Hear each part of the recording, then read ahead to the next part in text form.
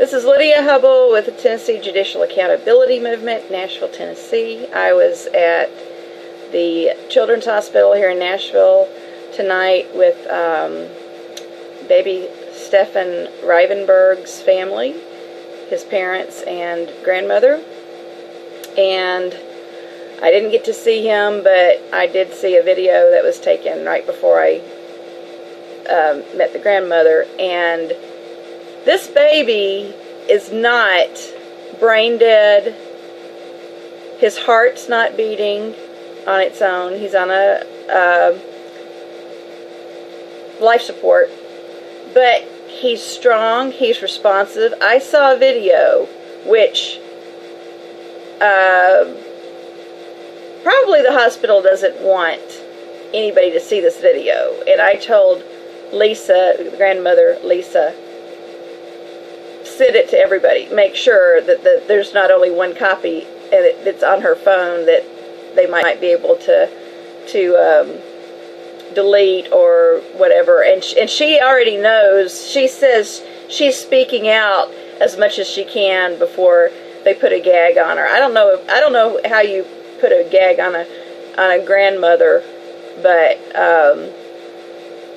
there might be some way to do it. I know that there's another case, medical kidnap. I think they were speaking out on behalf of the family, but the family was still retaliated against. So, but these people do not. If they take your children for no reason, or not for no good reason, they're not going to give them back to you unless they are forced to. And they will threaten you, and they will retaliate against you. But I don't think what you do has, if DCS takes your kids or you lose your kids through family court, I think the case is predetermined. And if once they snatch your kids, and especially if they're getting money for it, if they pull the plug on Stephen and he dies, they won't be getting money for him. But his sister is in DCS custody. I don't believe she should be in DCS custody. And of course, when DCS takes your kids, they start getting money from the government. Your Social Security money's going to keep these families separated. And they don't want to give your kids back. Why would they want to cut off the flow of money? And if you haven't seen Connie Reguli's videos where she's talking about this, she's got, if you go to YouTube and you do search Connie Reguli, her last name is Reguli. She's got several videos. She's got a Judicial Reform Now video everybody needs to watch. That's what got me, actually what got me excited and interested in judicial reform was what happened to my little girl in just a regular family court custody dispute, which never should have gotten anywhere because there was no reason to change custody. But anyway, talking back to Stephen, this video, I saw a picture from before he got sick, before he was taken by DCS. He was taken in February, and the grandmother, she's a Christian, and she would sing these songs, and Stephen would praise God, and he would do it in response. Praise God with sometimes with both hands, but a lot of times just with his right hand. I'm telling you, I saw the video with my own eyes of this baby tonight, who they want to pull the plug on him because they think he's too sick to ever get better. He looks, he's got all these tubes and stuff, but he looks strong. He's responsive. Lisa, Grandma Lisa, she'd say, praise God, and that little baby's hand went right up. Praise God. Praise God. A brain dead baby wouldn't be doing that, would it? I don't think so. Do you need a neurologist to answer that question? Maybe. Connie Regules, they called her today. They've got a court-appointed attorney, but they're entitled. The parents are entitled to a second opinion. I don't know all the details about that, but this is the 3rd, June 3rd, June 5th. There was an emergency injunction to keep them from pulling the plug on this baby, because they were going to pull the plug Tuesday, this past Tuesday. What was that, the 29th? And then a judge in Clarksville signed an emergency injunction keeping the hospital from pulling the plug till the hearing today. No, not today. Monday the 5th. And I'm planning on being up there for as big of a rally as we can drum up.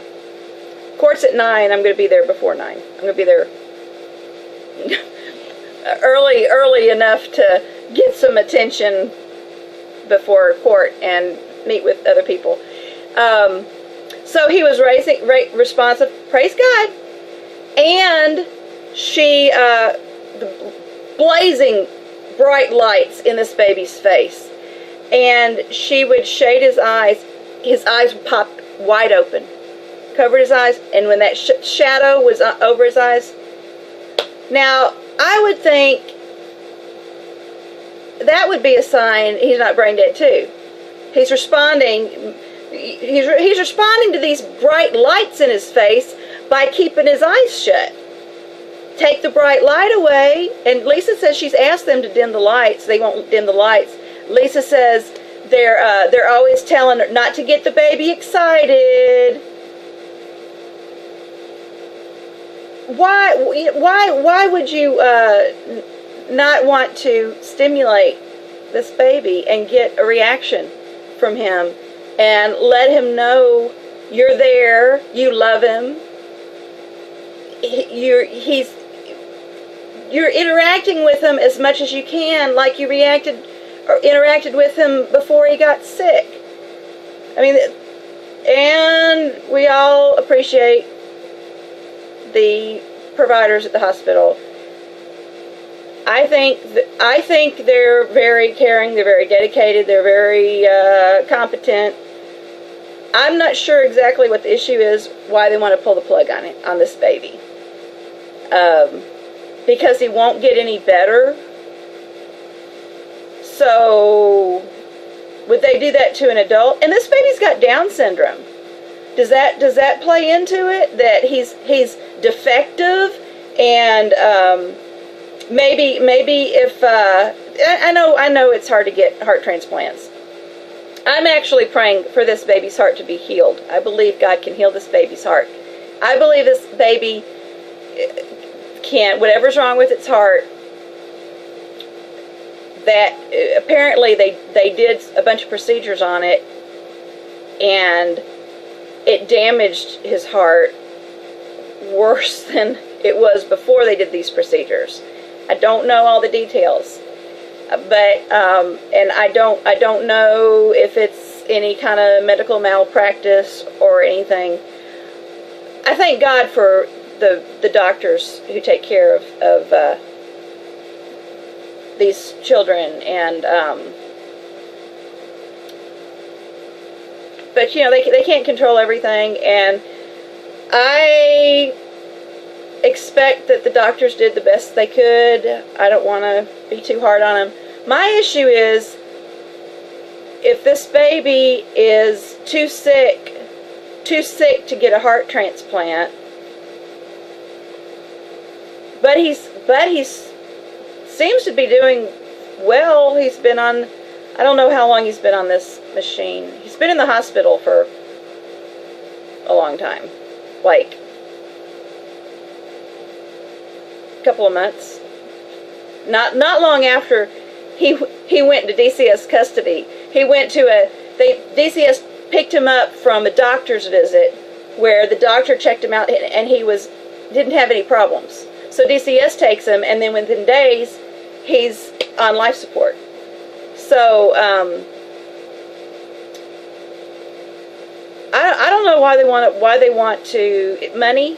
Is it cost money to keep him alive? How much is a human life worth?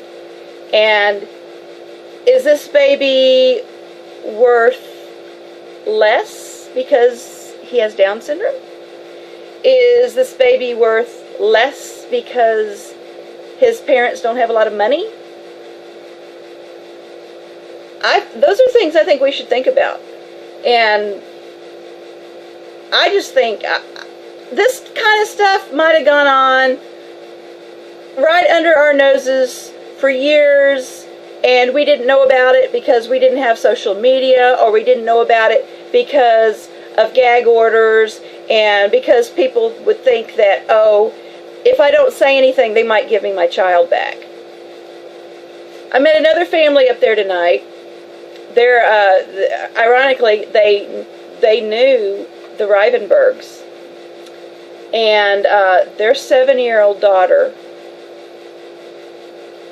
also in DCS custody for and I know this woman the mother was very upfront about, she's not perfect, she's, they've had some issues. Nothing she told me I felt like came anywhere near justifying taking her 3 kids away. The good thing about her case, all 3 kids are with the same family, so at least they've got each other. But it's still, it's so messed up. But so this other family's 7-year-old had heart surgery, and it went great. The little girl, she had a problem, and they fixed it, so she's just recovering for the next few days. But DCS is, I don't even know where I was going with that. It's late. I'm stressed out. It's been 14 weeks since I have had any contact with my little girl, Delara, 8.5, 14 weeks. I'm just really disgusted. And I just get more disgusted the more stories I read. And seeing these people face to face, I mean, it's bad enough, reading their stories and stuff. But it's just mind-blowing what the system does to families. And the lies. This second family, I didn't get their names, but the couple that isn't the Rivenburgs. This mother was telling me all these lies that were told about her, and it's like me. I'm like, I believe it because they did that to me. All these lies get in there. Doesn't matter what the truth is. These people, they've got their agenda. It's like when I went into court, it didn't matter what I said. It didn't matter what kind of evidence I had. It didn't matter what Delara wanted. The outcome was predetermined. I was going to get cut out of my daughter's life, period. And that's what happened. No matter how bad she's doing right now from not seeing it, no matter how many years or months or whatever, it's been years, 2 years, she wants to come back home to me, and I only had her, I shared custody 4 overnights.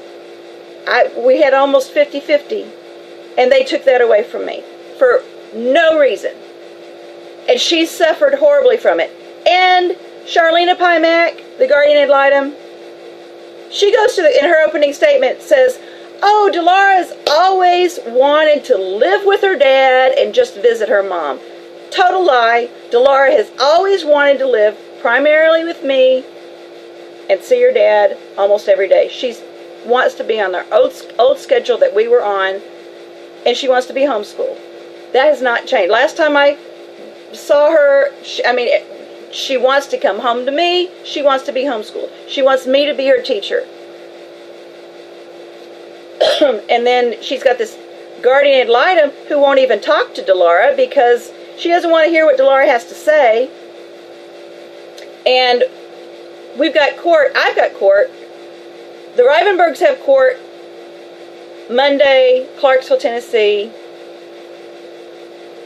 June 5th, 9 o'clock in the morning.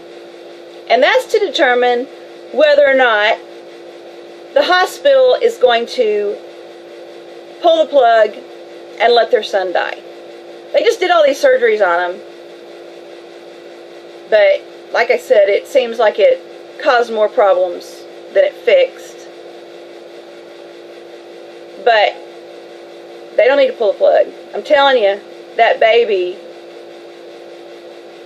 God's going to work something out with this baby. I don't know what. The baby's going to die when, if they I mean, I guess you could die if you're on life. I don't know how long they can keep people alive on life support. But this baby is strong, and he wants to live. He wants to wake up. He wants to open up those eyes. He wants to praise God. He wants to go home with his grandma and his mom and dad and his sister. That's what that baby wants. And we need to make that happen. Whatever it takes, we need to make that happen. We need to tell DCS they need to quit stealing these babies. We need to tell the government to quit paying people to steal babies. And we need to get the people in the community to work with families, give support in the community. Like I said, I haven't heard any just really scary, nothing to justify why they took both of these families tonight. I mean, it was nothing. I mean, there might be things like, oh, you shouldn't do that. Oh, it might be better if you did this. I mean, who can you not say that about? I could go into anybody's house and say, oh, you shouldn't be letting your child watch that on TV. Or you shouldn't have so many kids. Or you should have more kids. Or you should feed your kids this kind of food. Anybody can go into somebody else's life and say, you should do it my way. My way's better than your way. But they don't have the right to do that. Parents have rights. They have discretion. They get to determine absent harm or significant harm. I didn't see any significant harm to these kids until DCS got involved. Then I see all kinds of harm. I just get so emotional. Anyway, I just wanted to say something live. I talk too much, but people need to be paying attention to this case. You've heard who said it. I don't know if Martin Luther King said it first. Who said it first? It's on the wall in my public defender's office. Injustice anywhere is a threat to justice everywhere. That's kind of a famous saying. I flipped it around and I say, justice anywhere is a threat to injustice everywhere. And if justice is done, if justice is served in this case, which is just on social media, it's pretty high profile. I mean, the medical kidnap lady, she is even surprised at all the interest and the activity involved in this case. It's Stephen Rivenburg, Clarksville, Tennessee. Live in Clarksville, Tennessee, and he's got Down syndrome. He had some heart problems anyway, but he was thriving.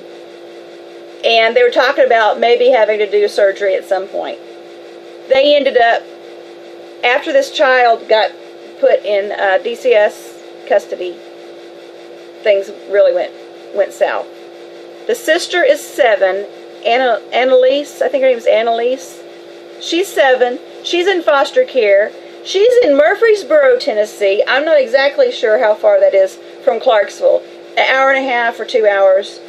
the parents are supposed to be getting 4 hours a month supervised visitation. DCS will pay for it.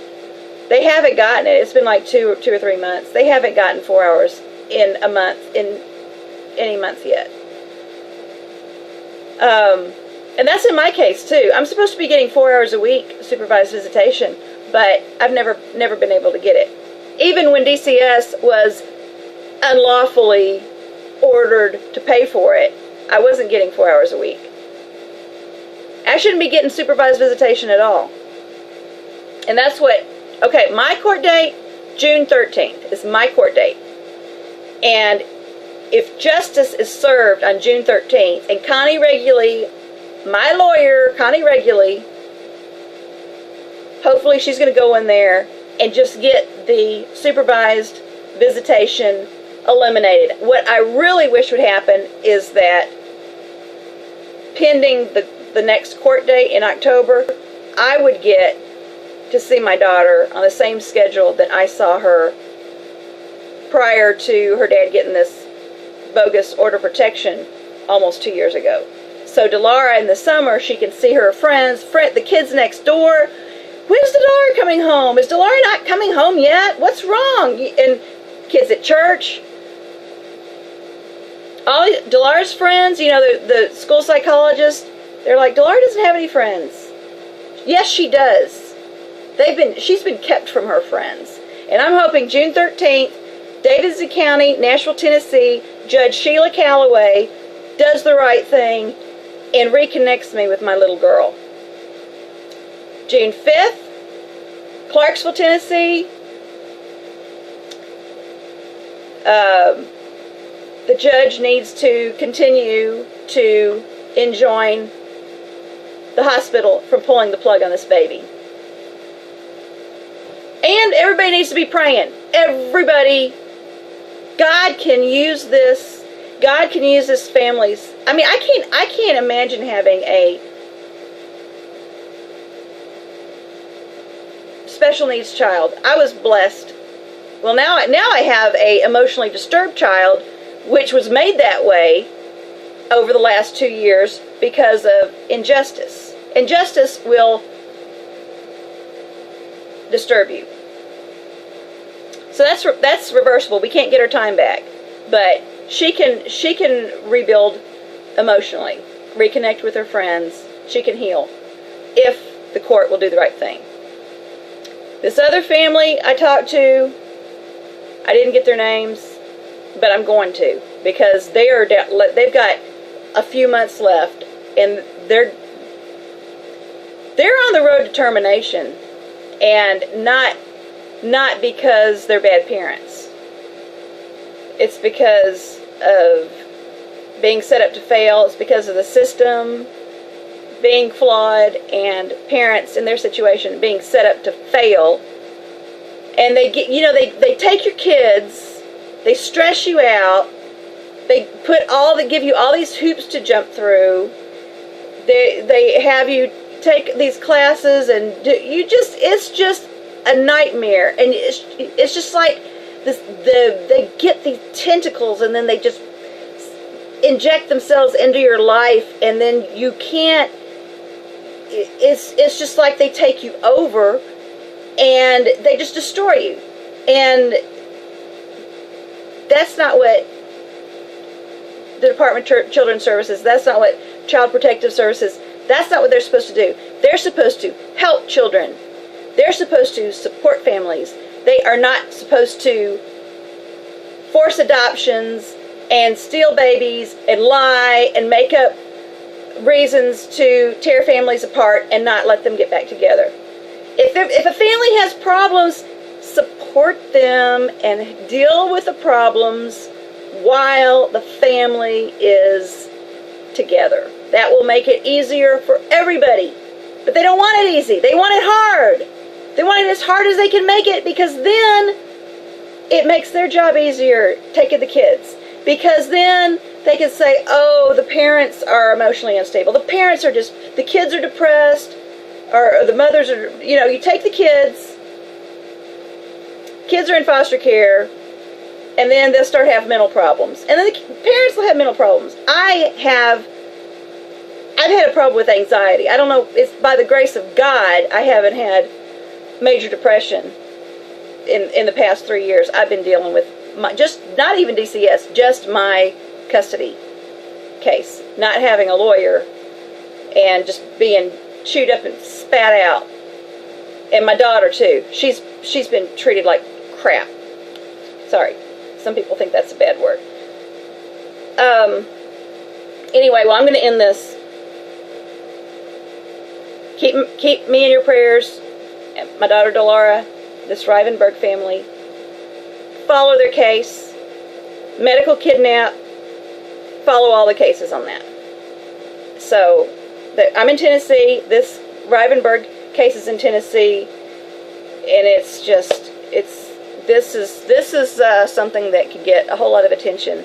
And I hope more people in Tennessee will join my Facebook group, it's Tennessee JAM, J-A-M, Judicial Accountability Movement.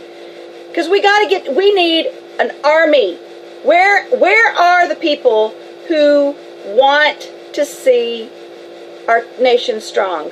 Where are the people who want to see justice served? Where are the people who believe in the Constitution and liberty? Liberty, truth, liberty, justice for all. If you believe in that, you need to be paying attention to what has gone on in our legal system. And it's up to us to stop it. Nobody's going to stop it but us. The people in the system like it that way. We're the ones that are suffering. We're the people who have the power. Go Google Judicial Reform Now, not Google it. Go to YouTube and search Judicial Reform Now, Connie Reguli. You watch, especially if you're in Tennessee, you watch Connie Reguli's Judicial Reform Now, her talk she did.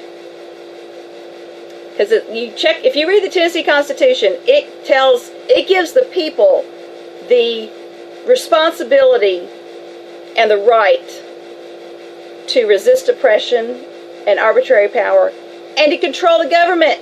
The government is not our master, it's our servant. They've gotten too big for their britches, they've forgotten their place, and we have to work together to straighten things out. We do have some good judges, but we've got more bad judges and a whole lot more bad lawyers. So, all right, I'm coughing, so I'm gonna quit now. If I can figure out how to turn this off.